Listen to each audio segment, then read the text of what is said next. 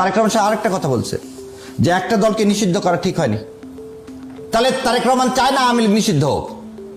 তাহলে তারেক রহমান কি আওয়ামী লীগকে পুনর্বাসন করতে চান? বিএনপি কি চায় আওয়ামী লীগের পুনর্বাসন? আপনি যে বলতেছেন একটা দল তলে তলে ছিল, এই কথা শোনেন।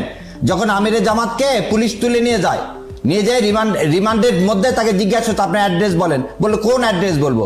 পুলিশ বললো কোন অ্যাড্রেস মানে? বলে আপনারা তো আমাকে এক রাতেও একটা বাসায় থাকতে দেননি। তাহলে সারা বাংলাদেশের 11 কোটি মানুষের অ্যাড্রেস বলতে হবে। আর সেটাকে ওই যে এই জন্য মাহমুদুর রহমান ভাই বলছিলেন যে আপনি 17 বছর বাংলাদেশে ছিলেন না, আপনি বাস্তবতা জানেন না। উনি বললেন না, আমি খুব বাস্তবতা জানি। উনি যে বাস্তবতা জানেন না, ওনার এই ইম্যাচিউর একটা বক্তব্য থেকে সেটা পরিষ্কার হচ্ছে। যিনি জানেন না, গুপ্ত যে বলে যেটাকে কটাক্ষ করতেছে, ওই কটাক্ষ ওনার নিজের কাছে যায়। হারেস সাহেবের ওই ডেড বডিটাকেও গোপনে মাটি দিতে হয়েছে।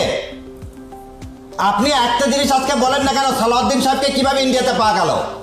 তাহলে সালাউদ্দিন সাহেব কি বর্ডার পার হয়ে চলে গেছে? তা তো জানি। তাহলে কেউ না কেউ তাকে তুলে নিয়ে গেছে।